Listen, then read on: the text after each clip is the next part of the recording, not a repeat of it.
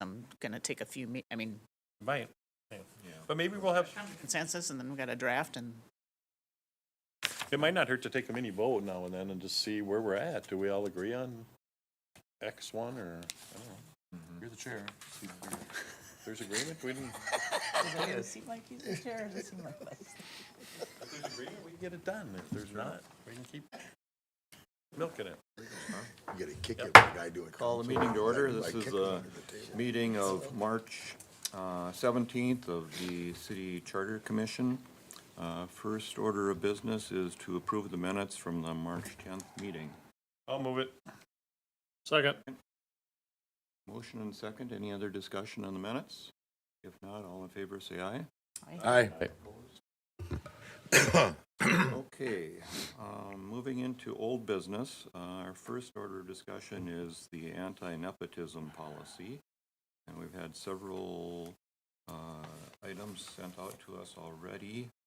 I don't know, Roger, do I want to just turn it over to you for a minute? Thank you, yep. By way of background, we have, I just provided a single page that would have the current language of Section 24 in front of you, and then a simple resolution just deleting the provisions that would prohibit an elected official, a mayor or councilor, from having a spouse or a close family member who was also a city employee. And the third option would be if you felt it was appropriate to still have some prohibition, to then give a more specific definition of what an immediate family member would be. If you thought it was important to have some kind of a limitation, then instead of just this open-ended term, you could say spouse, children, parents, however far you wanted to go. But I think, to me, those would be the three most likely courses would be to recommend the council do nothing, to recommend it be deleted in its entirety, or to fine-tune the connection. And then as part of that, I know Commissioner Markgraf had mentioned that, she thought it would be a good idea to have something in the charter that would deal with the code of ethics or dealing with conflict of interest. So that whole question is kind of intertwined with what you decide to recommend on this section for the anti-nepotism. Because if you totally removed this prohibition, but it was kind of addressed someplace else, that would be one way of dealing with it. So really the two areas might be discussed together. The other thing, Holly from our office did some research to find how other cities handle questions about conflicts of interest, anti-nepotism. And there are a few cities that do have language in their charter. A lot of cities don't have it in the charter, they've got it in their city code. So if you were to pull the anti-nepotism provisions from our current charter and not put something in the charter, you could recommend to the council that the council add something to the code to deal with it, but of course that's not your bailiwick. You don't have anything to say about, what goes in the code. And ultimately, they're the ones who would do the ordinance to amend the charter anyway, but it would be based on your recommendation. And I don't know if you want to get into some of those other options as far as the codes of ethics and the things that they've done. Quite frankly, my own personal feeling is that some of the cities have really kind of gone overboard with the amount of detail that they have. You can go as far as you want to with it. I think it would be unusual. I think it would be very unusual to have something that detailed in our charter, because again, our charter is kind of just our foundational document. So I guess however the commission wants to discuss it, I think you maybe could start by just talking about the existing language. Should it get pulled or not? And I think Commissioner Heine had some good points previously that if we're trying to address conflicts of interest, you can have all sorts of conflicts that aren't even involving legal family members that can come up. It could be worse than, it all depends on the circumstances. But it's your call, where you'd like to go with that. Question, does the city chart, the city code currently or the employee manual talk about conflicts of interest? I think to the extent it might talk about being an immediate supervisor. Yeah. I have a hunch that's in the employee policy manual. That would not address, though, elected officials. I mean, that's only going to apply, I think, to employees. Correct. So you couldn't be working for a department head probably directly above you if it was your spouse or something like that. Beyond those things, there are some other provisions in our code that deal with elected officials who would have an interest in like a city contract and things like that. So we do already, and that's also covered by state law. It's in the charter as well. Right, that's what I was saying, it's in the charter. So some of that stuff is already covered. But I think it's, the problem is the language now is primarily talking about relationships between an elected official and an employee.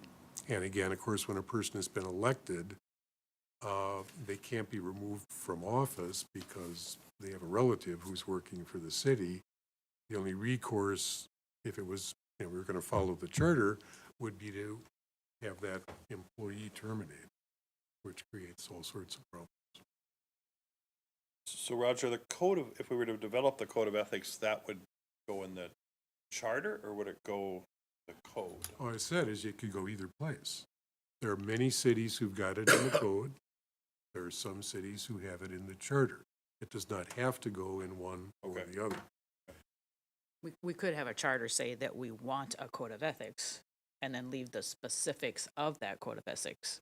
Not really, You don't think so? not That wouldn't be not enough? aspirational, I don't think. I think, again, it's kind of a wing and a prayer where you're assuming the council is going to come up with something and something that would be along the lines of what you're thinking of. If we were to put it in the charter, it's gonna be a lot harder to change it. And it's Correct. gonna hang around a while. But then I think that would probably depend upon how detailed Right. you were to get. I mean, if you were to get into procedures and things like that and hearing rights and all that kind of stuff, again, I think that's really way beyond what a charter should cover. If you had a broad statement, maybe several kind of bullet points about things that should not be happening in the city, with, conflicts and things like that, I could see that being more appropriate. But the multi-page list of all of the criteria and remedies and all that sort of stuff, that's kind I of agree, getting there's some beyond that what are the really charter long, but does. there's a couple sections, Roger, that even Hennepin counties, which I was surprised, there was a paragraph that I really liked in theirs, and then I liked a little bit, I think it was Shakopee. But I think we could get a couple paragraphs and fulfill what I'm assuming we would all agree on would be the basic coverage for the ethics, and not create more, like you mentioned, not keep making this thing bigger and bigger and bigger Right. as well. Well, let's start from there. Does everybody feel like we should have something in for a code of ethics in the charter? We want to tackle that. I would say yes. Well, could I ask, just maybe to kind of help me to see where things are going? I guess a similar query is, what's the consensus of the commission about removing the current anti-nepotism language? Yeah. Because I know there are reasons why it's there, but there are probably many reasons why it could be deleted. So I guess if you're pretty sure your recommendation is going to be that should be deleted, then the question becomes, well, what are we going to do in its place, if anything? Right. I feel like the possibility would be we remove that specific provision, but in order to continue to address the potential risk of favorable treatment or disfavorable treatment to family members, we've got an HR structure that uses objective measures as much as possible to supervise and organize employees. We've got potentially a code of ethics for our elected officials, which would then lead potentially to a more clear understanding of how you remove or discipline elected officials who might use that authority. You know, the problem that we're seeing in the charter that says we don't want family members, to make sure that the council member doesn't try to vote to create favorable treatment to their family member, maybe our code of ethics prohibits. Instead of having you can't be employed here because you're a family member, we don't have to worry because we have a code of ethics to your partner, friend, spouse, whoever who's on the council that would prevent them from having unfavorable. And that's why you're talking about it. Right, and I think it would be, You replace the nepotism provision with, because we've already got, I think, the conflict of interest financially covered in the other sections. So it's really more the relationship where it would involve an employment situation with somebody who's connected to the elected official also working for the city. right. And I mean, one way of doing that would be just to say that the elected official should not participate in any voting on any issue that might affect directly, indirectly, the person, probably not even participate in the discussion.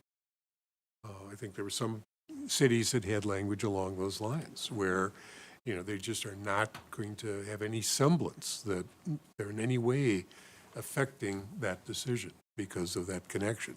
But then you still get back to, well, how do you define the connection?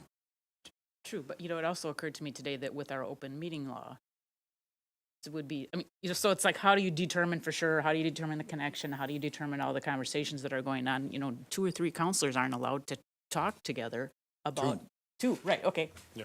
So, it seemed like there's another stack of protections that Right. could eliminate the need for the anti-nepotism provision. And if we've got clear understanding of how we would discipline a council member who would try to. Right, in my mind, talking to past counselors and whatnot, how this got in, excuse me, I'm not worried about the employee or the department head. It's the 5 people sitting up here. Right.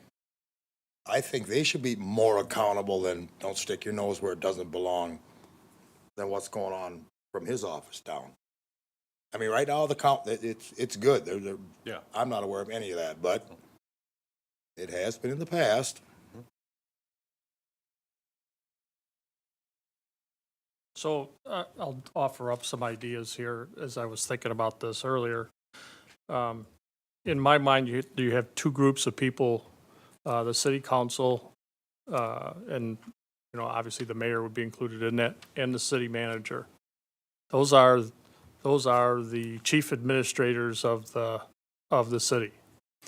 And while I don't have any issue with the city manager's child, acting as a lifeguard, I think that prohibiting that is definitely out of bounds. I would have a problem though if there was a direct family member who was city engineer, HR director, police chief.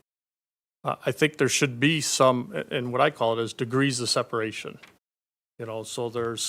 So for those folks, there would be, and I'll throw out a number, 2 degrees of separation. That's why I wanted to see this, because you can look at that and go 1, 2. Anybody else down there is just fine. For people who were department heads, 1 degree. Something like that would create some separation between those groups. Now, you do have to define who immediate family member is, and, I'm pretty traditional. Parents, children, siblings, spouse, or partner. And if it's your 3rd cousin or wife's uncle or, you just don't play in that arena. Now, if that was covered in the HR policy or the ethics policy, and I'm fine with eliminating from the charter as long as there is there is some restriction there So, that prohibits some, it could flows both ways, the problems that can have.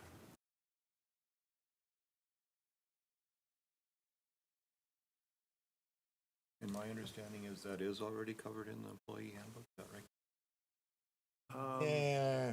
Not really. So it's more the immediate. So again, kind of how Roger was alluding to, husband and wife can't work together essentially, like those Right. type of things. So not necessarily that separation.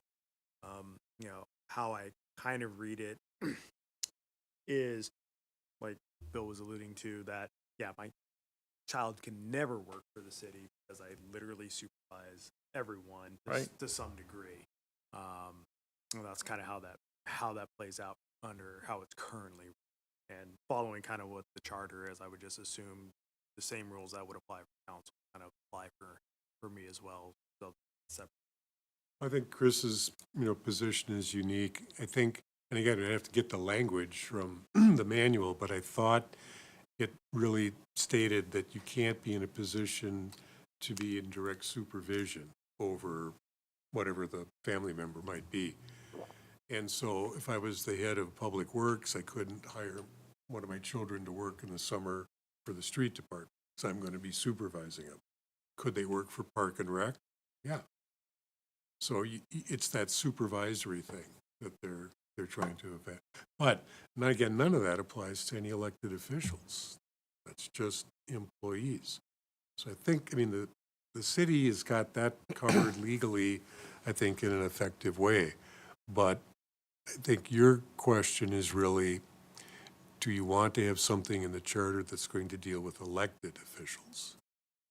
Because they're not going to get, impeached from office because their spouse is now the utilities director. That, unless there's it's not going to happen. But is that something that worries you? Should there be something in the charter that would address that? And that's why, a lot of the language that Holly found that we've provided to you deals with a broad range of things. Some of them deal with the employment connection things. Otherwise, it's talking about financial interests and conflicts and stuff like that. So that, again, I think we've got covered. It's really just to narrow it down. It's this question of elected officials, should there be some kind of a ethics code or anything else that would say that what the disconnect should be if issues come up relating to a family member. The Minneapolis charter, to go in a kind of a different direction, says something to the effect of that any member will not influence or attempt to influence the hiring, transfer, blah, blah, blah, of any person. that was the wording I liked too, yeah, when I saw that. Member, like, council members? Yes. And I kind of like that. I'm not sure how it would interact with approval of department heads. There might need to be a clause about that as well. Well, we did talk about just cutting it off at department heads, too. And then below that would be into the city employee manual or code or whatever. So basically a counselor, mayor, immediate family couldn't be like one of these top tier across or whatever. That's always a little tougher too, because those things change, and this spider web is a moving document. But the only thing we know for sure is there's no easy answer, because I didn't see any two that were the same. No, no. So a lot of it, and certainly the long one, apparently somebody really torqued off the city charter committee, and they made that baby long. They covered about everything under the sun. Yeah. I don't hear anybody saying it has to stay in. So I'm going to try and push us along. to step one and offer a motion to delete the nepotism clause from the charter. And that, well, I'll leave it at that. That's my motion, with the understanding we're gonna figure it out somewhere in, ethics or in city code. Okay, we've got a motion. Is there a second to that motion? Second. Any other discussion on that? My understanding is we would delete that section from the charter right now, and then we would maybe try to insert something else. So you're going to try and cover it under ethics then? Or, The next discussion, do we create the ethics as part of the charter, or do we? I mean, I agree. You look at immediate family is so broad. I mean, I'd be willing to bet there's a lot of relatives on this. It's vague, yeah. You know, it's really tough to know where to draw that line, so. So I'm clear, your motion is to delete this, but is that contingent upon the commission agreeing to whether or not anything should be done? Well, I can't do that because I can't order a code change on a charter issue. So my motion is to remove it from the charter, period, with the understanding we're either, Your motion is to The understanding recommend. is it's contingent. that it either become part of the ethics clause includes this information in the charter, or code, but I can't do the code, right? We can't force Well, the you city can to- recommend, but We're not changing again, the charter you're either. you're not changing the charter. Right. You're making recommendations to the city council to enact an ordinance to change the charter. Right. Right. So if we were to pass a motion to recommend to delete the anti-nepotism provision, and then we continue our discussions, and by the time we conclude this session, we do not feel like we have satisfactorily addressed it, someone could bring another motion that says, I now make a motion to not, or is that too Yeah, good, confusing? absolutely. I'm not sure what Robert's rules would say about that. I think you guys can do Just idea. you can do whatever you want. that. Till there's a final report to the council, I think you can do I think we're whatever gonna you want figure it to. out. Right. Yeah, okay. All right. I probably will go there at some point, Les, but I think at this point, I would feel uncomfortable withdrawing it until we have further direction on what we're going to do. I'm just trying to move the discussion along. I realize Yeah. Any other discussion?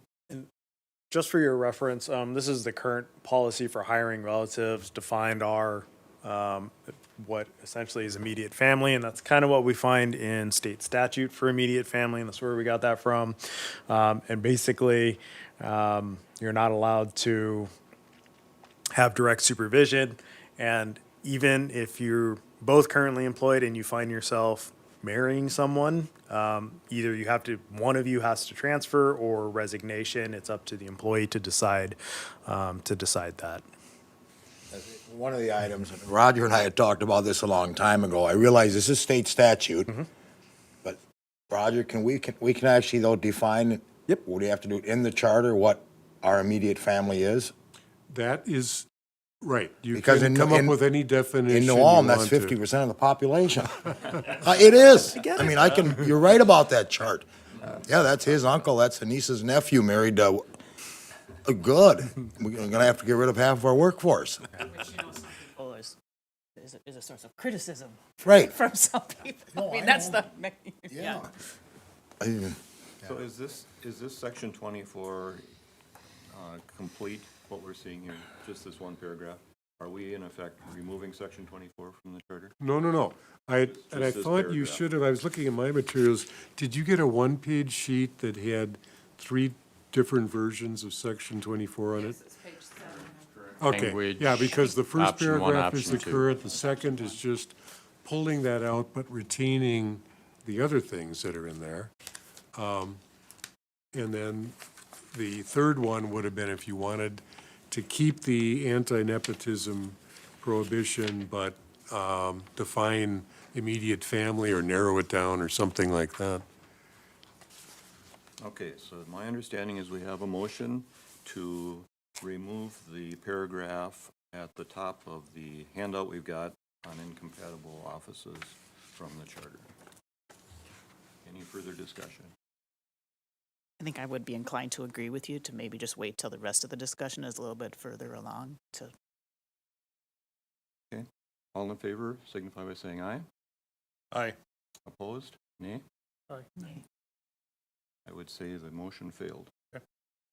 So, Okay. since there was dissenting, I need to call roll. Okay, Commissioner Jensen, No. Swan, No, Commissioner Markgraf, No. Yes. no. No. Christian? Sorry. It's okay. Good try, though. I'm just trying to move it along. After we had good consensus, we can just keep going. Forward in what we need to do next. What's that? It moved us forward in what we need to do Yep. next. All right, so what are we going to do with Code of Ethics? So what would be the problem with the counselors, the mayor, and just having the charter read that immediate supervisors, department supervisors, and then define immediate family? So your spouse, your child, however you define it. For instance, if you're on the council, you can't have the fire chief, city engineer, they've kind of highlighted a few, police chief, finance director. Well, I mean, that's definitely a way of doing it, and I suppose the advantage of that is that it's going to be pretty thorough if they can't even have the position. A narrower way of trying to take care of it would be trying to restrict anything that the conflicted elected person can do that would affect that person. Right. And that's where if they can't vote on things, they can't participate in discussions. You know, on the face of it, if that's restricted, well, what else can they do? Well, behind the scenes, if you had somebody who was going to push it, they might do a lot. But, you know, that would be something that would be a little, not as broad of a restriction. It's just saying you can't even have the spot. Because we're kind of back to that, because you're then dealing with, okay, you've got a fairly highly situated department head, and their spouse gets elected to the city council. Right. So now we're telling that department head, you can go over to Park and Rec and start driving a lawnmower, or you're out. You So know? would that be ethics or? Well, I think that would be something if it was in a code of ethics. I mean, it's that, however you wanted to include it or address it, that's where it would be. So But just it- to understand what you're saying, like if we were to state in the charter that you can't have a council member or a mayor cannot have a family member who's a department head. If a person is a department head and a person and their spouse runs for council, which of course would be a choice. Yep. You know, then the department head would have to leave the job. Right, and Right. what if they don't? And if they don't, then maybe they sue the city and. Yeah, well, if they get fired, then they sue the city. Right. So there's that. Shoot, what was I gonna say? Oh, the other part of the whole discussion is we don't want to lose talented people. Right. I mean, if someone's a department head, well, presumably it's because they're doing a great job. Right. You know, I kept thinking about why is it that, you know, the hockey coach's kid is always playing? Well, it's not, you know, I think most of us know that it's probably the reason that the person's a hockey coach is because they've got some talent and skill, and it's not all that far from reality that their kid probably does too. You know, I mean, sometimes there's reasons why there's these connections, and so if we just automatically cut it out, are we losing talented people from the pool? So what if instead of automatically excluding the possibility, do we have a code of ethics? And then you said there's a code of ethics for the council member that says if I'm going to be on council and my spouse is going to be a department head, I better keep clean and keep clear of that, or else I could be disciplined and removed from council. Yeah, it's kind of like, what's the mischief you're trying to address? Right. And if it's that, you know, something with the budget comes up and the counselor says, well, I think that department head should get their, salary tripled. I mean, they shouldn't be voting on that. They just, if there was a prohibition, and I I mean, suppose, I wouldn't have much concern about what goes on in the public light in front of the camera.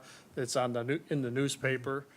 I'm much more concerned about the back conversations that happen through City Hall and, Well, in that- the I mean, town that where, counselors, at least in my mind, none of those conversations should be taking place. And, the city council is here to manage that guy. It's up to him to manage the rest. So, that's where you get yourself into legal problems. So if the council member whose spouse is a department head isn't participating in the decision, I would tell him if my wife wanted to run for city council and I was the fire chief, I would tell her, well, if you do that, I'm probably going to lose my job. So how about don't run? Well, the safety commission needs some help, or the PUC needs some help. How about working in one of those areas? Right. And I got to believe that would happen. We did have this very situation. The person that I replaced was Sharon Weinkoff. And Sharon was a counselor in Ward 3 for 6 years. And her husband was the police chief. And she did have to sit out on a lot of motions and things because of potential conflicts. And so anything that came up that had anything to do with the police department, she stepped back. So it did happen. It worked. But I know it always made her kind of uncomfortable too. And the question I would have is from the city point of view, from, the 50,000-foot level, would someone else have been in that spot and done? I don't know if and yeah, probably somebody would have, but at that time, nobody was applying. I was a write-in candidate in Ward 3 when I first started. Nobody was filling the slots back then, so that's just another point of view. but I'm trying to just dig into what your concern is. So your spouse is the fire chief and you're a council member, and certainly you have conversations over the dinner table that nobody's ever going to know about. And so maybe you know more about what's going on in the fire department than you should. But does it matter if as a council member, you're excluded from the decision-making? Maybe you have coffee with another council member and something slips out that shouldn't. Could happen. But there's only kind of so much you can do. In that case, that council person is privy to some insider information in the Potentially. department, which Yeah. other people are not. Is that good or bad? I don't know. Depends. Yeah. Depends on which way the influence is trying to run, Yeah. that's why I'm hesitant to just say, hey, just wipe it out and whatever goes. And at some point, whatever goes, I mean, you have concerns about litigation and stuff. That's a great way to open the door. Right. And so I am in favor of having some limitations there with family members. I think that's appropriate. At the department level, department head. The department head level, supervisor. What we have up here, or what we did have. So Rick's idea is, what I'm hearing is we would take maybe the option 2 on the handout, only instead of it in the third line saying shall hold any paid municipal office or employment, it would read something about holding a department level position.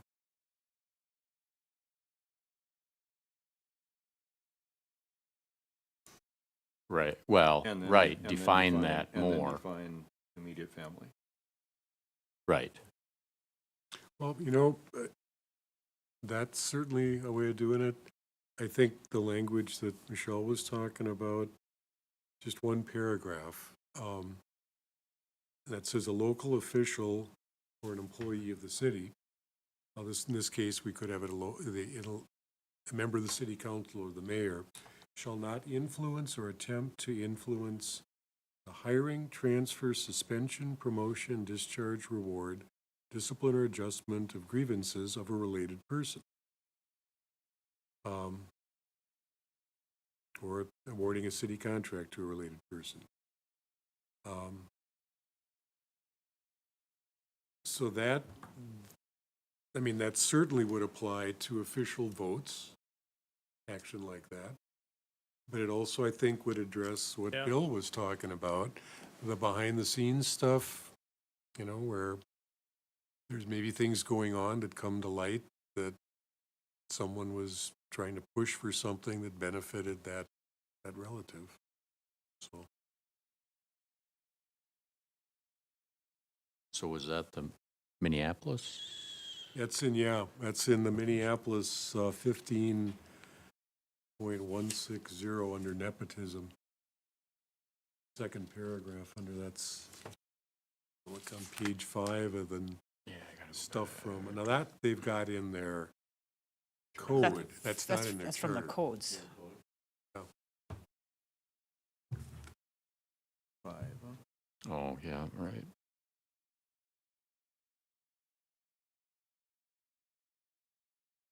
I like the sentence above that too in paragraph A. No local official or employee shall be the immediate supervisor or that supervisor's immediate supervisor of a related person. Well, I'm not sure how they define local official. I mean, under our code, the council and the mayor really isn't, supervising anyone. The council is supervising Chris. Arguably, department heads to the extent of having to, approve Chris's decision on them. So.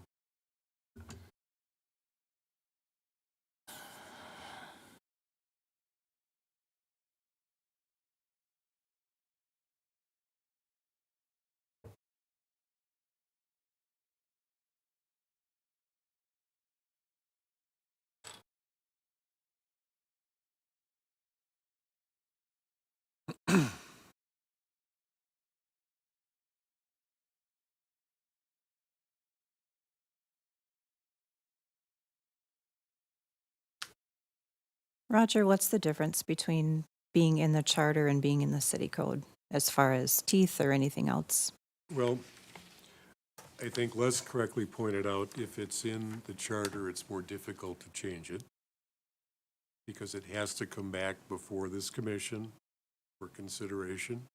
And if this commission recommends it, a change, then the council can act on that, but that's a time-consuming and a cumbersome process. If it's in the code, the council can just change it whenever they decide to change it. Other than that, the impact would be about the same. I mean, they're both part of our local law and they have to be adhered.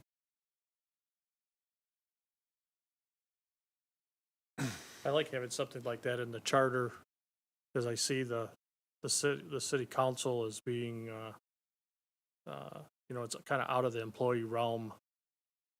They're elected people, they hold important positions within the town, and I think defining it in a charter is, Well, and the composition of the council changes. Yeah, And it does. it depends upon who the members are, how they, do their governance. And that's one, I suppose, one other aspect is if it's in the charter, it's more likely to be applied consistently over a long period of time. It should be. Yeah. So, Bill, are you comfortable moving in the direction of this Hennepin County, or was it yeah, Minneapolis? actually I am. Yeah, I am Rather too. than, I like the way that that's worded. yeah. Hmm. I mean, that could be added as another paragraph to 24, because that's kind of where we're addressing some of this stuff. We could delete that specific prohibition and replace it with that, if that's the direction you wanted to go. how's everybody feeling about that? But then I'm going to warn you, then my next question is going to be if you're going to define related person. Because that's the term that's We have used. to. And I think we should, because I we think don't we want to should, have that because like I said, misunderstanding. half of New Ulm is affected right now on that chart. It is. But it's really, it's just going to the point where a city councilor can't influence, I don't care if it's their third cousin's kid to get hired to mow grass. You just gotta stay out of it. Stay out of it. Right. Yep. In that So- case, maybe a broad, It's very Right. broad, but right, so what? yep. I mean, you agree. just, Yep. Right, you right. We're no just longer shouldn't saying be you have to involved be with it. fired. We're just saying you shouldn't be influenced. Yeah, Yeah. just, right. So I Yeah. don't know, Chris, if you saw that when Chris had it up, the list of how we currently define it in the employee manual, you'd want to have that in there, because we really need to define it. This is the problem we had with the conflicts. always gonna come back to we that had dealt list. with. Yeah, it's just, Yeah. you know, any particular circumstance, what is the connection? Would be good if there was parity between the two, I think. And that too, right, Yeah. right, yeah. Yeah, I mean, whatever you put in the charter will amend our personnel policy to follow suit. Well, but I think what But they have we're to define it considering first. is incorporating that in the charter. You thinking, does that go too far? Would you include all of them? Farther than I would go. Yep. You know. I agree. Sticky though too, because you still have that issue of people who have lived together for 30 years and never been married, so they're not a spouse, and they're not any of those Yeah. other things. Right. We actually ran into that at work. But I think that policy It was, ended up being a problem. relationship. what's an in-law relationship? Your mother-in-law, your father-in-law. Oh, Common law. I think the problem is, how Yeah. did you ever define that? because maybe if you shacked up for over a month, you were in-law relationship or something. But there is no, it's not in law.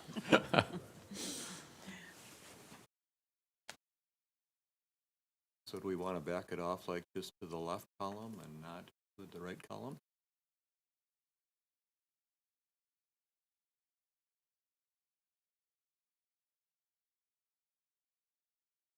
Well, I guess frankly, I've never been asked to interpret this. I'm not sure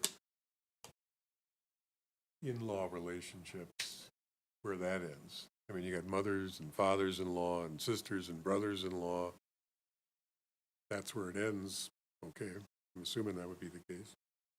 I could live with that first column. Well, if that's the case, the in-law relationships are awfully close relationship too. I mean, when you're looking at grandparent or others, but Your spouse's brother or sister or something, yeah. yeah, it could be your brother-in-law or sister-in-law or, Yeah, I mean, I would be perfectly comfortable getting rid of aunt, uncle, niece, nephew, first cousin. So Roger, if yeah, we, I'd be good with that too. you know, it says, it's a policy of the city not to employ relatives where you would report directly or indirectly.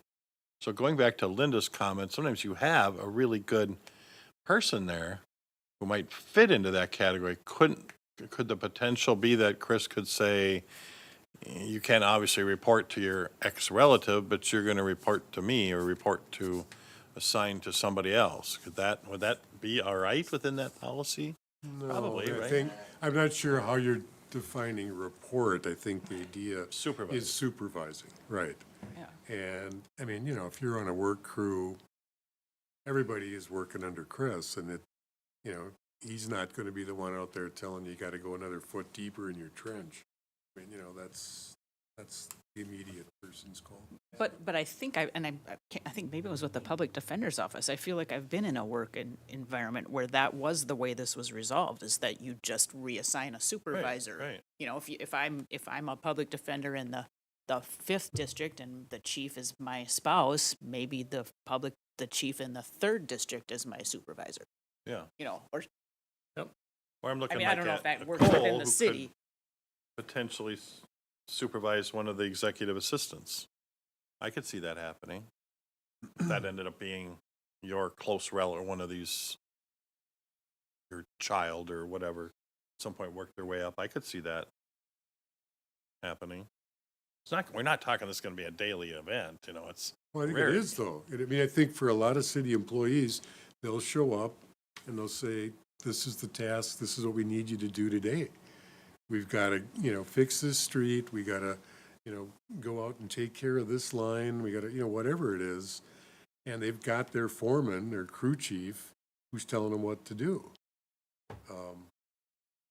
So, I would think in those instances, though, that if you wanted this particular person bad enough, and you went to who would maybe normally be their supervisor, and that person was okay having somebody else supervise them, I think if they made the arrangements, I don't think it'd be, obviously they were a top shelf candidate that you could probably do a workaround, but it's a slippery slope.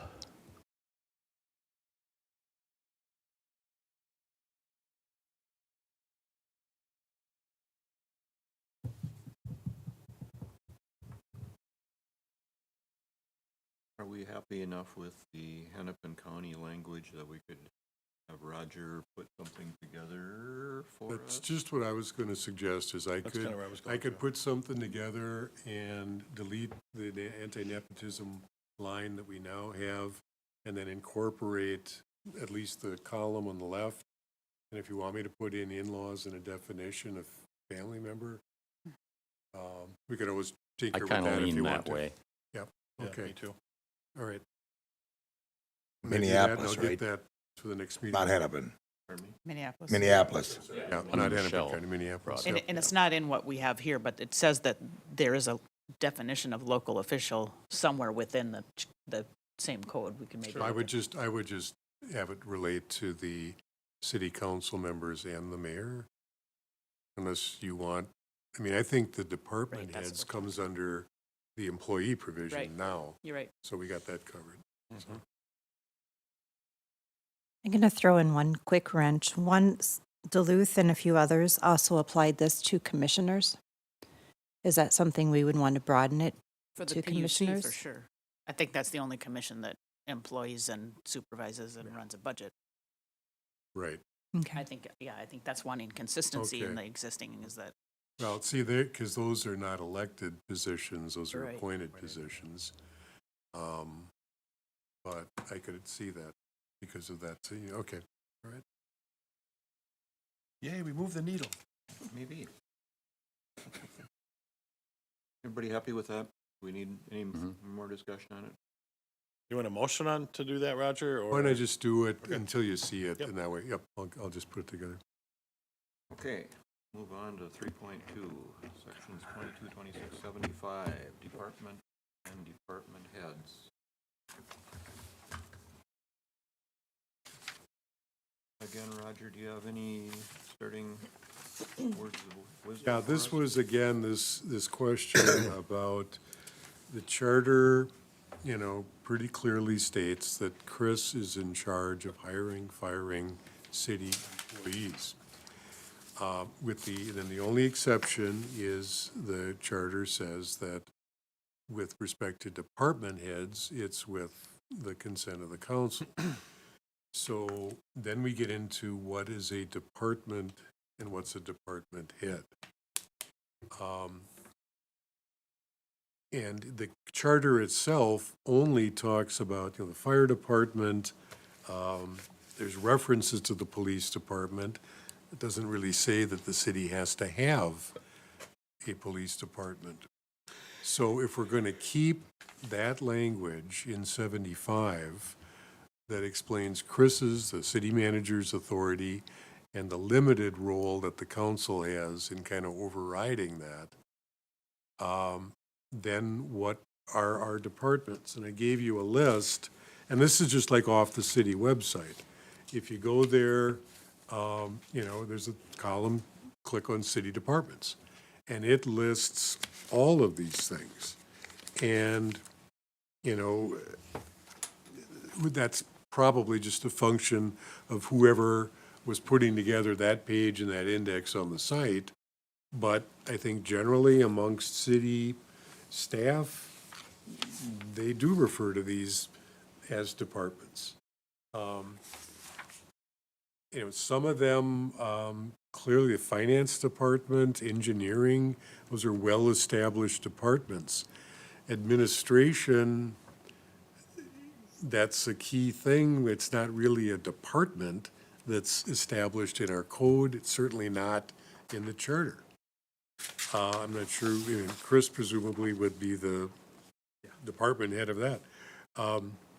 But, housing, human resources, those are things where there's no department established in our charter or code.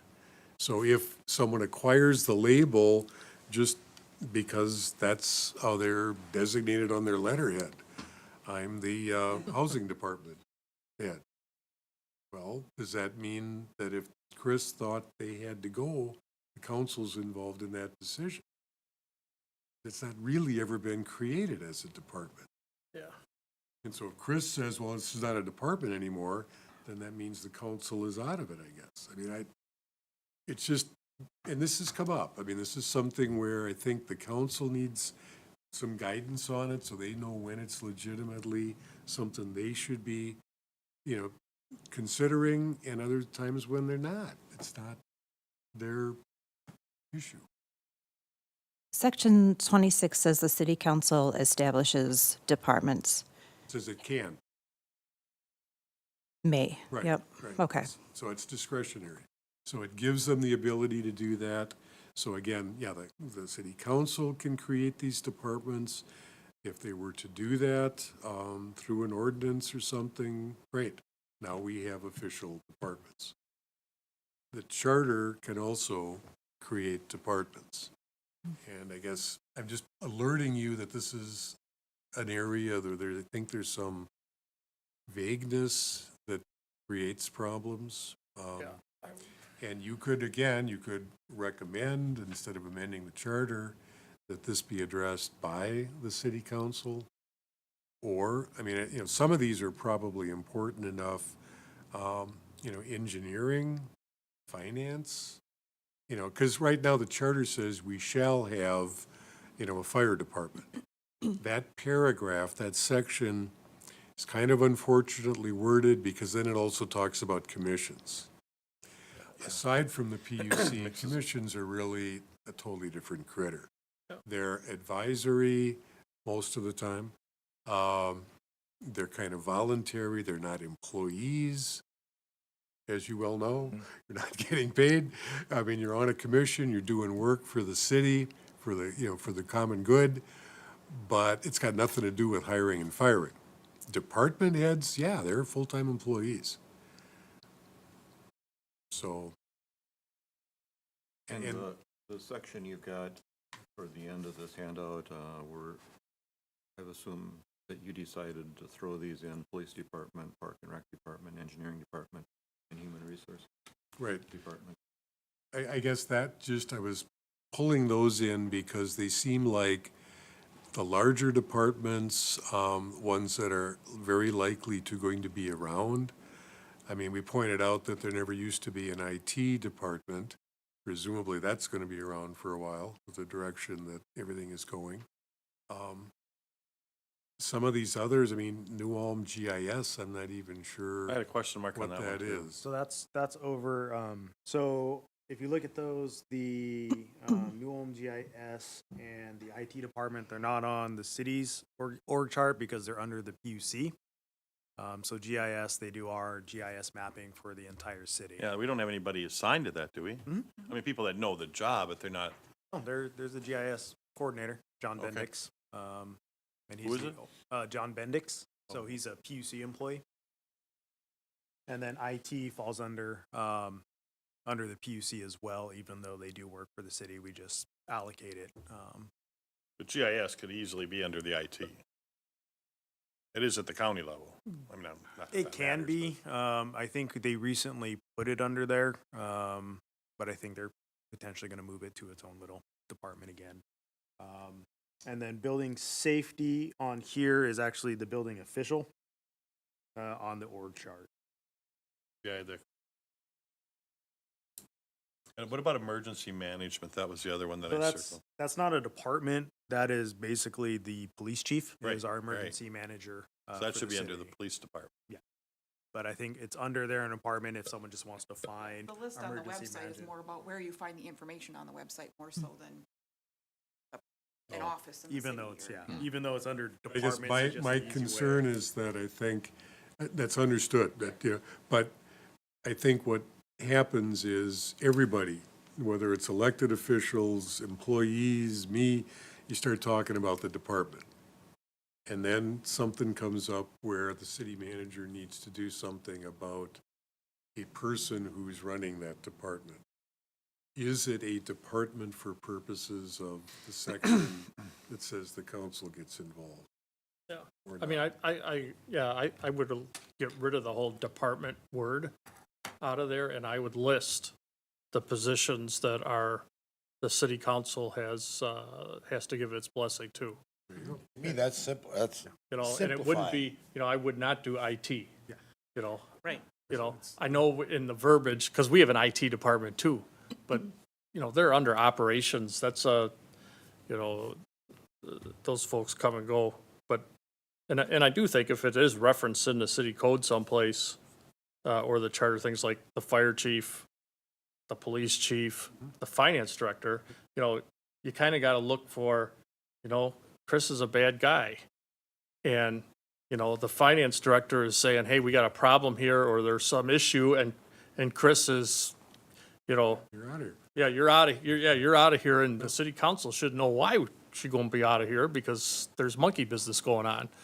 So I think there are some things that the city council needs to have a say in that, and, park and rec, Well, even, right, that, I mean, you know, it's a lot of employees and it's a huge thing, but I guess Could you that's say the just, same thing about a small department? Human resources is just Shauna, but you could have the same problems there potentially. HR, and I would say HR is swimming in the same bowl as finance, just because of all the legal stuff Yeah, and yeah, entanglements that are there. And potential issues. so it isn't necessarily the number of employees or anything. It's probably the importance to the city and those kinds of things. Because when you look at the question of hiring or firing or disciplining, to the extent the council would have a problem with the city manager's decision, that'd be the number one thing I would assume you guys would be worried about. Are they trying to hush this person or, get him out of the picture to cover something up? Or, wherever it might go. But that would be one way of doing I it. kind of look at it as magnitude of risk. Yep, yeah. And the city manager can still suspend a bad department head and not terminate until they get city council approval. So I see that as some protection for the city manager too, that if they have a bad employee, they did something that need warrants that they be suspended, boom, they can still And suspend. always send somebody home with pay Yeah. until you resolve whatever the resolve it, issue yep. is. In section 22, the draft that we have that has added departments, could we just keep that? Maybe we need to add finance director to that. But then go back to section 75 and say appointment and removal of department head positions as stated in section 22 or as defined in section 22. Yeah, shall yeah. be approved by the So we council. could reference them there, the ones that you think would be the appropriate subject to this. But then that language about the council's involvement would just reference back to that. Clean. Mhm. But I would want to see most of these folks in that category, Why? for the same reasons we just talked about. But the council isn't going to approve them. No, I'm just talking, The city manager has discretion with them without council approval. Or with and that's maybe what concerns me, is that if there was some funny business from the building official who maybe is alleged to take bribes or whatever, we didn't, we just want to make sure that there's a protection there. There's a fine line, though. I mean, what if it's somebody down the chain? Well, I don't know. They saw, Chris doing we're really picking on you Picking here, on you. doing something totally illegal. City manager And- position. And so Chris says, okay, you're out of here. Well, the council right now doesn't have anything to do Wouldn't have a about say, that. wouldn't have one, couldn't have, no say about it. Right, right. So Nothing. where do you end it? I mean, They you're wouldn't not, even have to tell us. right, you're not Well, gonna we probably be see it in the minutes. having the Right, supply but to eventually, if a everybody. lot of that stuff happens, you would then fire the city manager under your find authority out, as a yeah. counselor. I mean, it's not like this is just, I mean, each of these problems we have to look at and evaluate in the way that we are, but we also need to realize that we're not gonna solve every single thing, and we check it, what's the next safety valve? Because I you know? think, quite frankly, the more likely need, or where there would be an issue, or not an issue, but if Chris is taking action on a department head, however you want to define that, where the council would be involved is hiring or firing. And then it's, all right, if Chris decided this person's got to go, at what point does the council override that? And say, you're a city manager, you're running all these departments, there's a problem between you and the public works guy, you don't like the way he's doing his job, you want to get rid of him, but we're not going to let you do that. I mean, at what point is that something that going to happen? So, If you put somebody in charge, he or she gets to pick his team. Right. I mean, that's my view on it. Yep. And while input is always welcome, ultimately, that's his decision as to whether he wants that person on the team or not.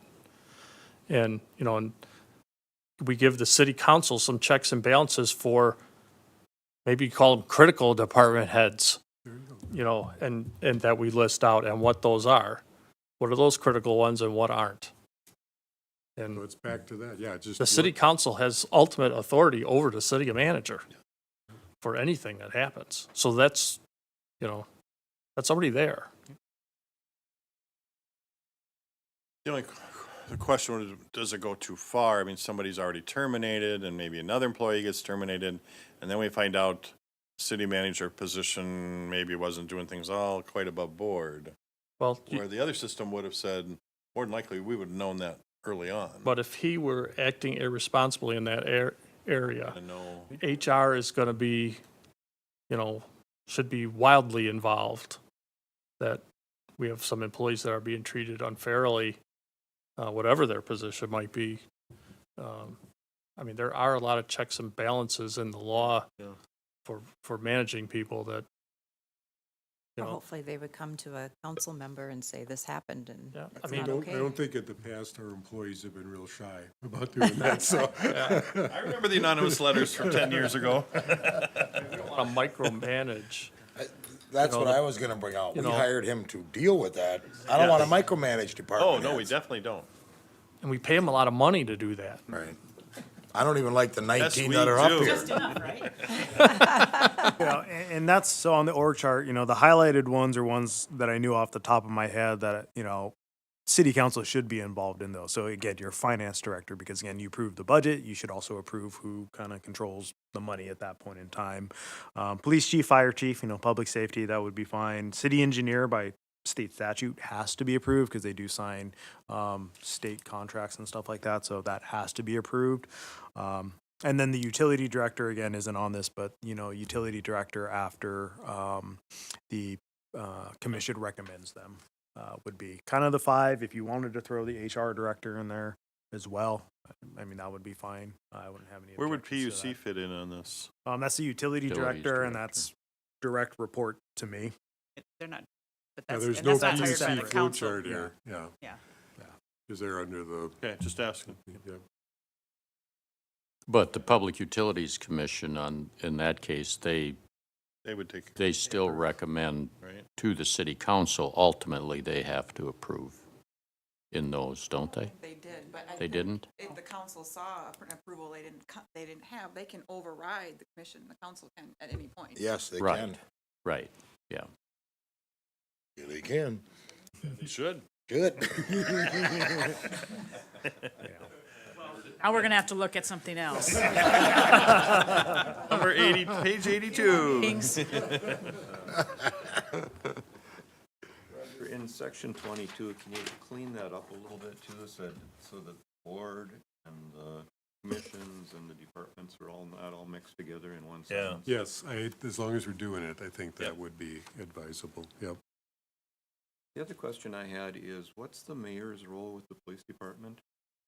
He's the head of the police commission, I believe. It's traditionally what he's Appoints done. the commissioners, yeah. That was a big change in the last charter. So no role in hiring and firing of the Not police anymore. Nope. chief? It was. He had sole He discretion. was the sole discretionary hire and fire. None of us liked that last time, but that was really scary, actually.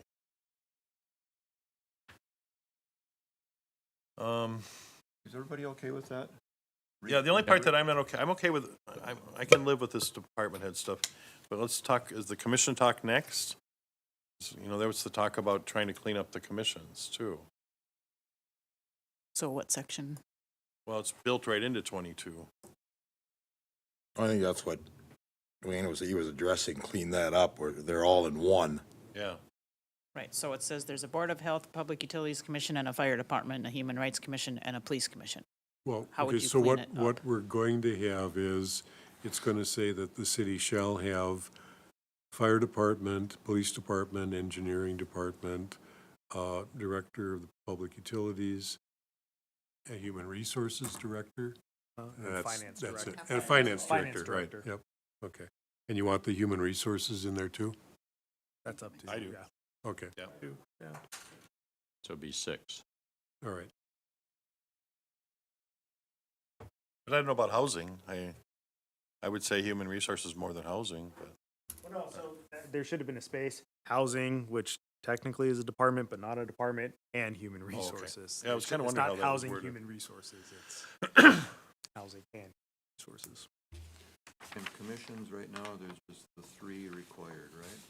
Right. Public Utilities, human And rights, again, the police. council can and has created all sorts of commissions, and committees and, you know. So these are just ones, because it's in the charter, these have to be in existence. And that's where I was just thinking that I think there's more that should be in there. That you have to have? And I know, I wish the mayor was here because he's been talking about wanting to consolidate some and eliminate some. But what But I that's liked the about, council's call. right, but that's our, So that's go- so council. do Don't it. worry about it here. That's nothing with the No. charter, no. I mean, we did that a couple years ago, combined zoning and planning. Didn't have to come to the charter commission. Put them together, they're the same entity. Exactly, yeah. And there's a couple that don't meet, ever meet, have never met. And Also can eliminate them. what the mayor's talking about wanting to do is Yeah. clean them up. That's the work study session for next month. Okay, we don't have to deal with that, thank you. The Board of Health stays. I said that at the last meeting. I agree. I agree, 'cause I remember I brought it up that time, like, we never meet, why do we need that? Oh, you do need it, when you need it, you want it. You want it. It comes up rarely, but. Okay, so I'm not thinking we need to take any formal action on that. till it No, comes I back can, to I us. could again come up with some language on that. Final. And then the other, I think then the remaining area I had was on this section 214A, and that's kind of the PUC has contacted me back in November about that.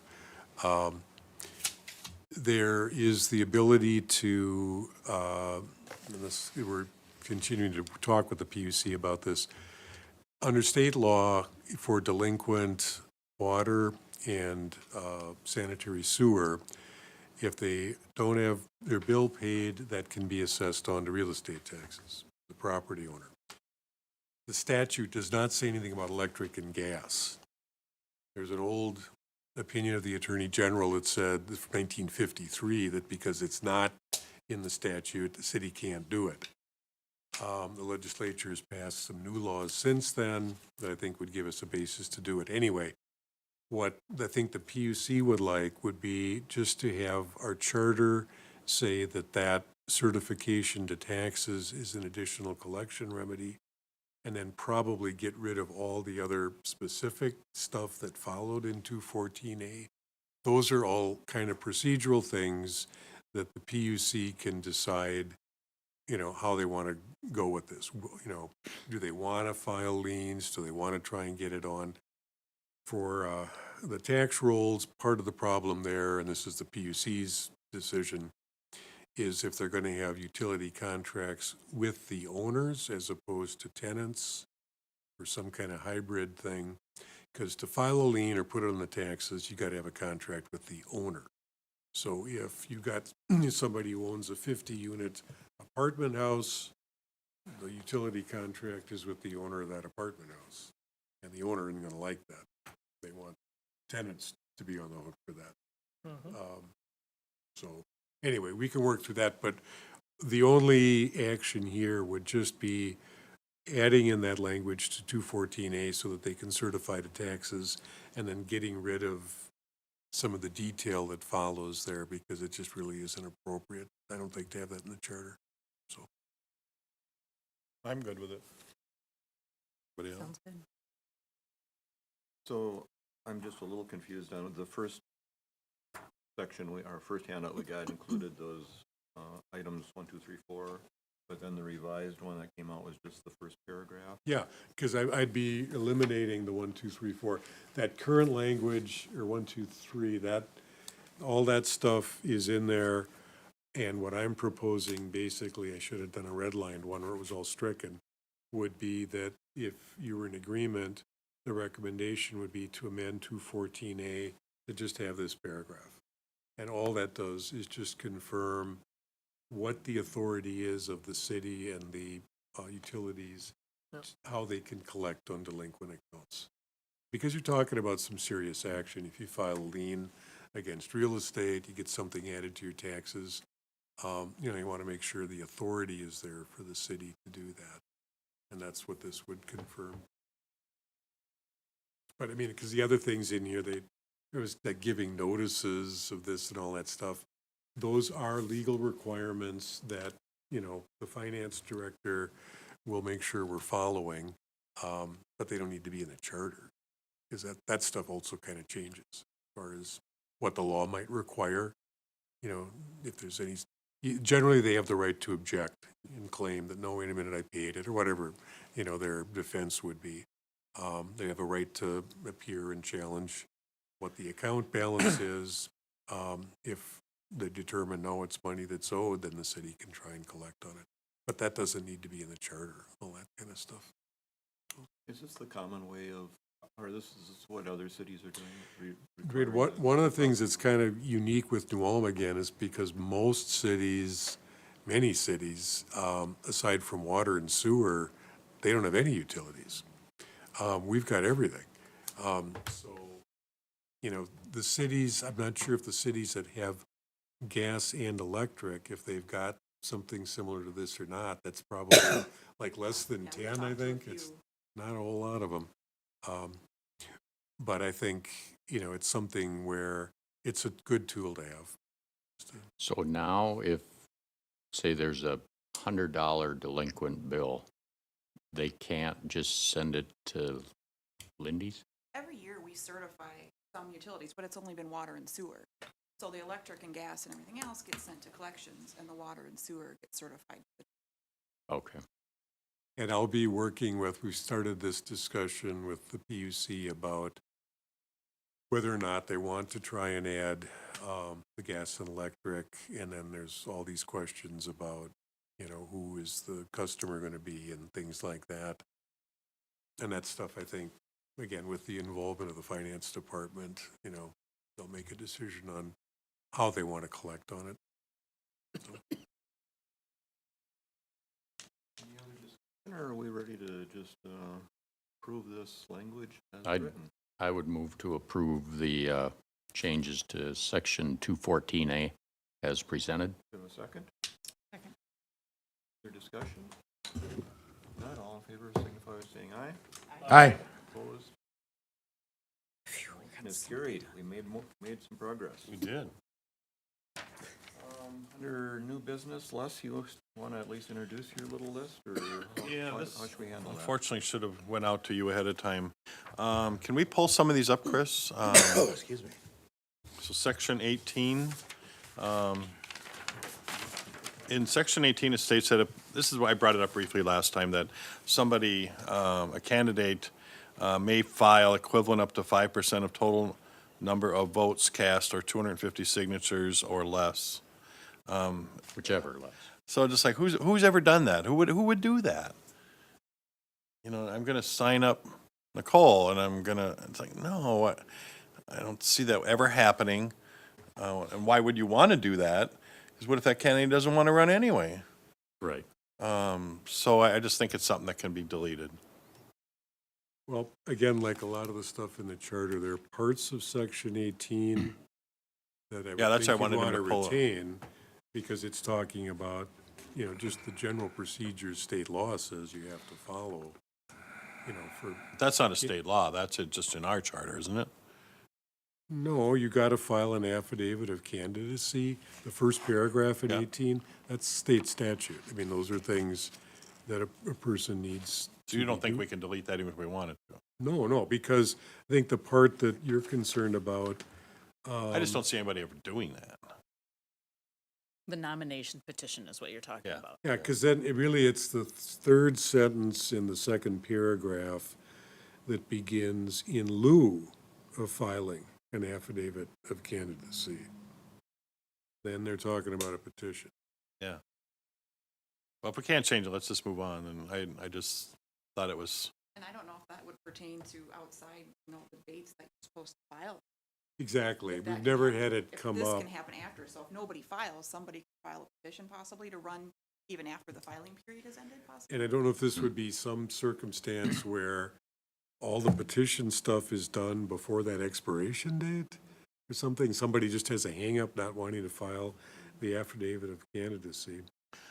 Have the all right, if we can't change $10. it, let's move on based on our time. How about 32?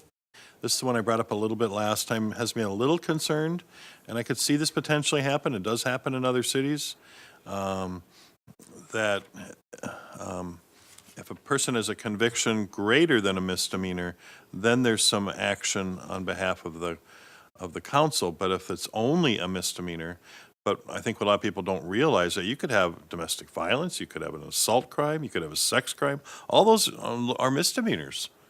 And we could do absolutely nothing based on our current charter, other than Right. yeah. So do we want to change that? If we use the word crime of violence, then all those crimes are covered.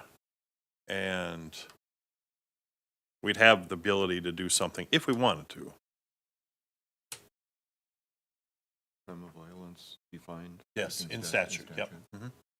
That's all your domestics, your assaults, kidnapping, well, those would be felonies, so. Okay. That's something we could think about and bring back next time, but, it's like, I think the city of Blaine is going through this right now with somebody stalking somebody. That's considered a crime of violence, and it's really messy, and. Well, a couple of things on this. I mean, this has Yeah. probably been involved in here for quite a while.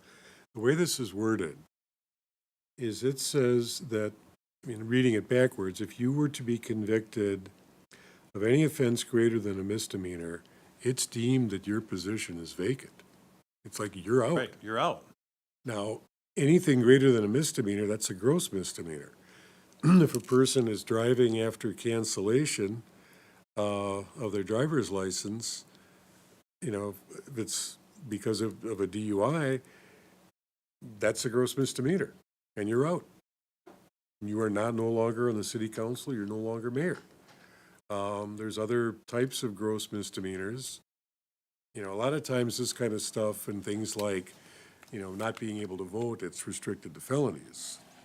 And, unless it wants to include in crimes of violence because of the nature of the crime, even if it's not a felony or gross misdemeanor. But we also know, Roger, we know the attorney world, we know how things get pled down, and they get pled down sometimes from strangulation of a spouse all the way down to a disorderly conduct that's a misdemeanor. As Rumpole of the Bailey said, homicide is nothing more than a simple assault with unfortunate consequences. Ouch! But this says a conviction. That's exactly why I'm bringing it up.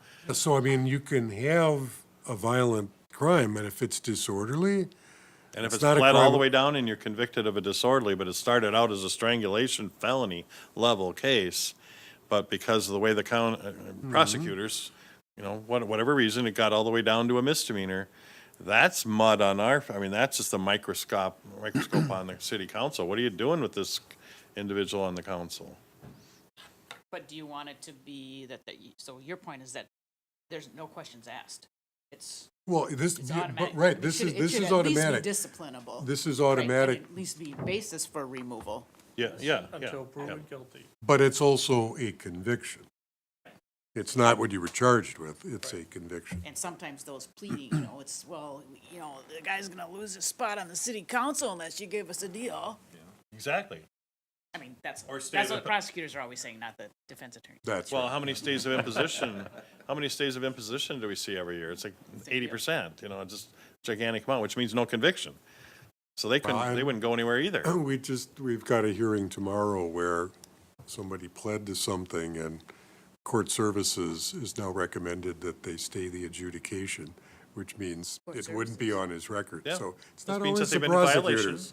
That means they haven't been good citizens. But I think the conviction is important because there's a Yeah, court I'm out okay, there yeah. deciding Yep, this. It's I'm not, not you know, challenging that. Yeah, so.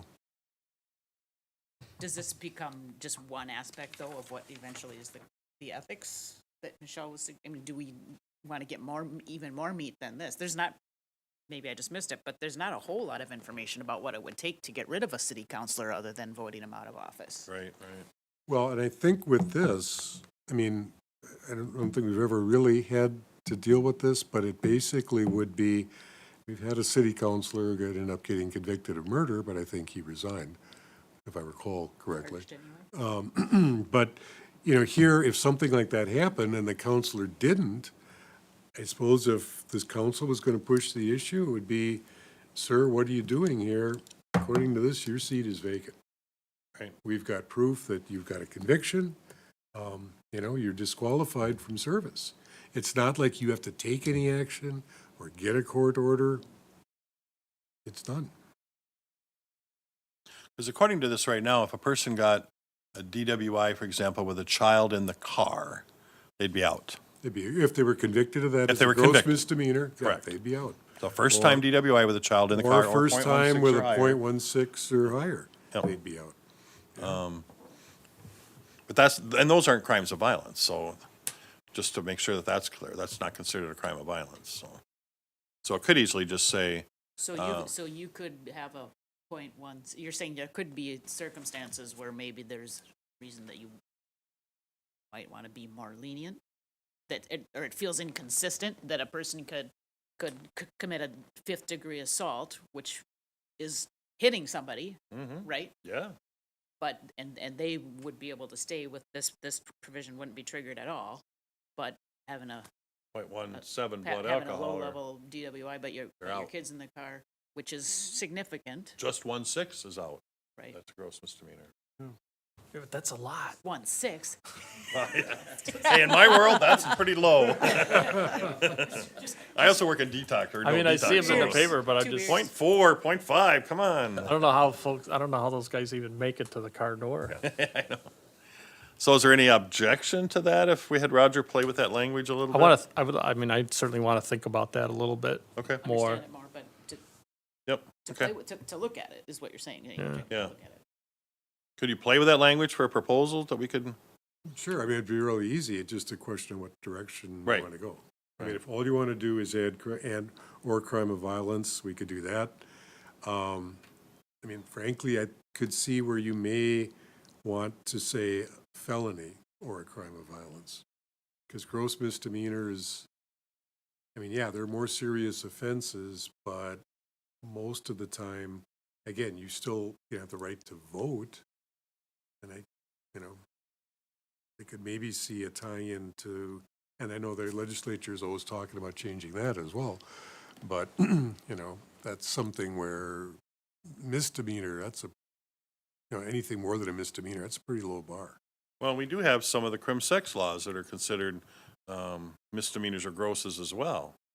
And so I'm like, but those fall under that crime of violence. And right now, we could have a sex offender sitting at this table on a misdemeanor conviction, or a misdemeanor case, absolutely. Are we comfortable with that? So again, let's think about that. What about drugs? I mean, What about drugs? yeah. Some are now, they actually reduced the one drug charge, the the drug charge fifth degree, some of those are misdemeanors now. Where they used to be gross misdemeanor, or they used to be felonies, and now they're misdemeanors, 1 year probation. I have it in front of me. Is the language that you have the offense while you're in office, or is it at any time in your life?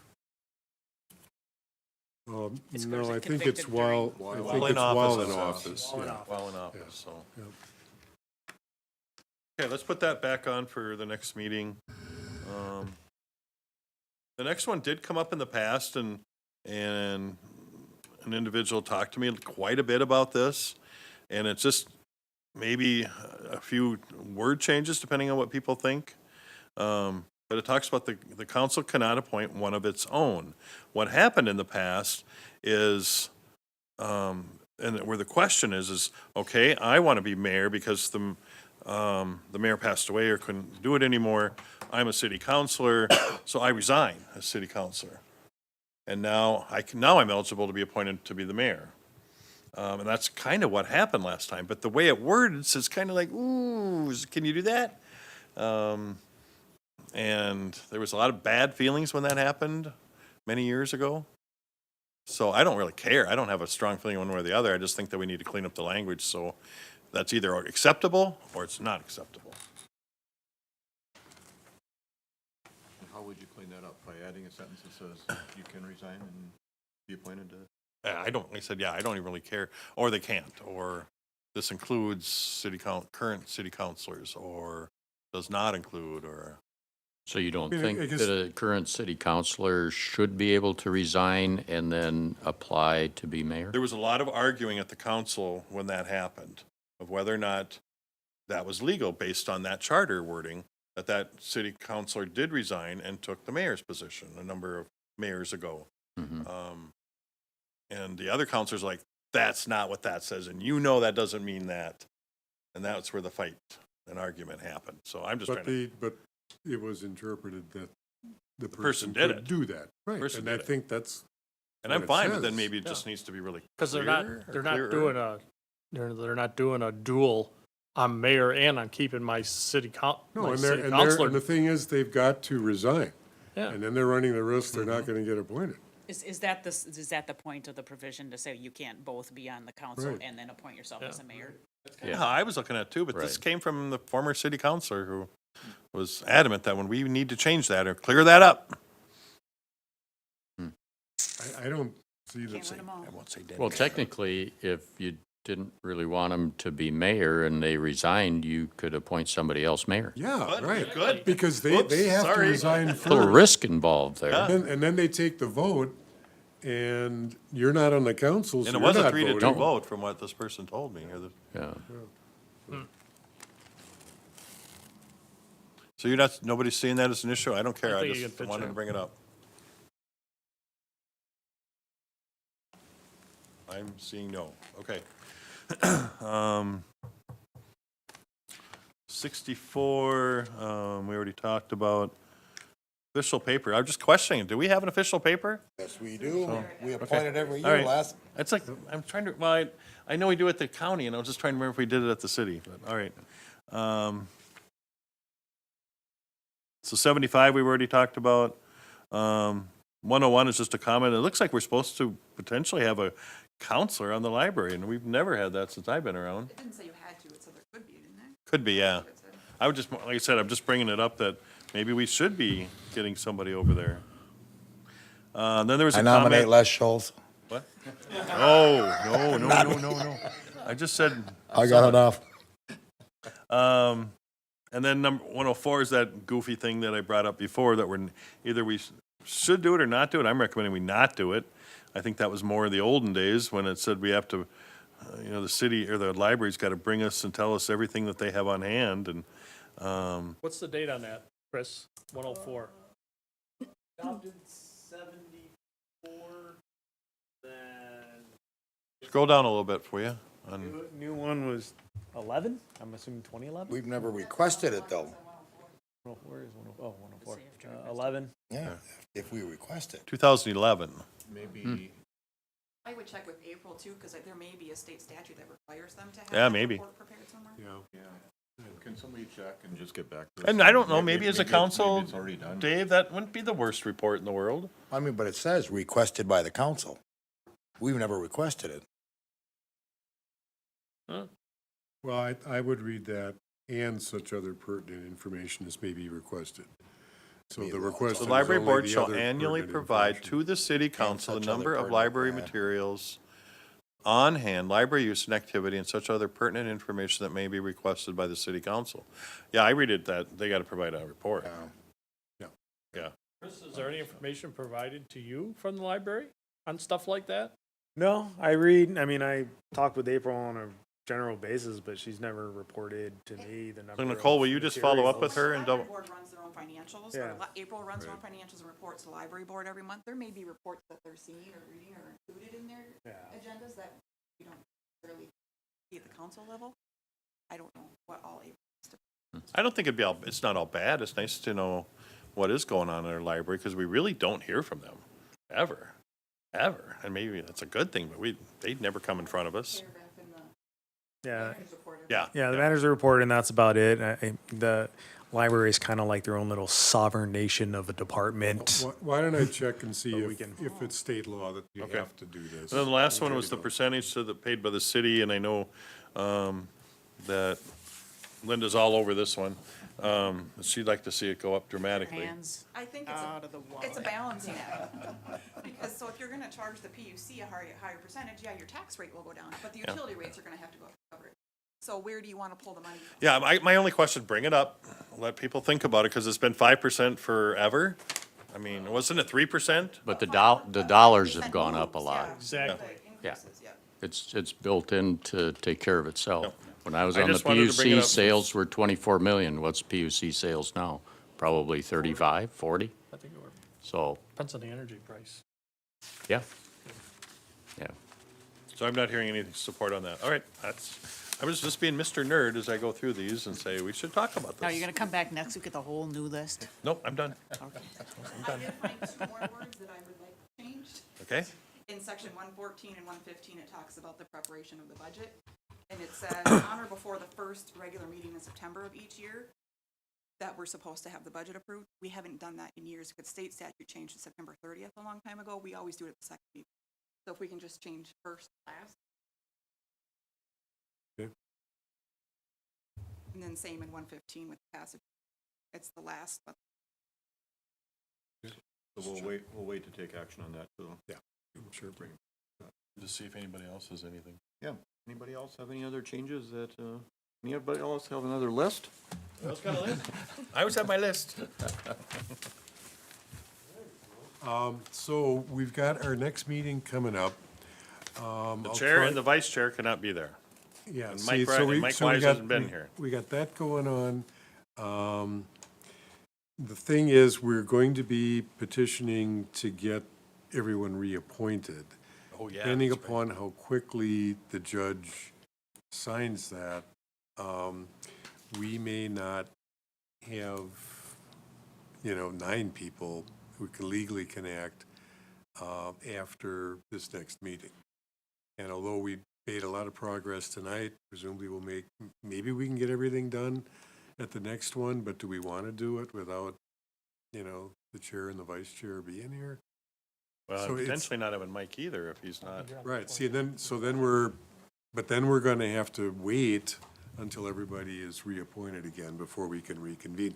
It's not like, this stuff has gotta be done by April 1st or anything, but Yeah. there's probably gonna be a gap then. So you we- suggest maybe we should reschedule to a later time? Well, one option would be with the people who can't attend, if we were to push this into maybe later in April, give the court some time to sign. Presumably have everyone on board. I mean, the good thing is we have the same constituency here. It's all gonna be the same members. So it wouldn't be anyone new coming on. Early or later April works for me, not early April, so Right. somebody's retired and be rolling around. In early April, you'll have all kinds of time. Yeah. I'm traveling. I'm retired, remember? But I'm back the mid part of April. It's the bad news, Thoughts right? from the remaining people? You guys want to have a meeting, or you want to Put it off. Fine waiting. Waiting? Yeah, I'm fine waiting. Yeah, I think so. I think the council's gonna want as many people as possible to vote on this charter, so. Can you maybe let Lisa Yeah, know? doodle poll. We'll send a note, we'll send a notice out, then do a doodle poll Okay. for Notice of last cancellation. week or something in April, yeah. Okay. Kind of see how that works. Have to take any action to cancel our meeting? The public As notice. long as it's, I'm trying to think if that was part of the agenda of the first meeting, or if that was just was. for It was on there. informational Was. purposes. Wouldn't be a bad idea, I suppose, just to take a vote on that, just to postpone the next meeting. Take it off Clay the will put it in his report. All right, we have a motion to cancel the meeting of March 29th, is that? 31st. I'll make that one, see if it goes through. Second, What's the date? I think it was March 31st. 29th, isn't it? March Just cancel 29th on at 5:30. Did we have a motion and a second already? Yep. Who was the second? Second, who was the Dave did. second? Dave did. All in favor, signify by saying aye. Aye. Opposed, nay. It worked. That one's carried. Do we have a motion to adjourn? So moved. Motion and second. Yay. Thank you all. Good job. Good job. Roger, thank you. You did a nice job.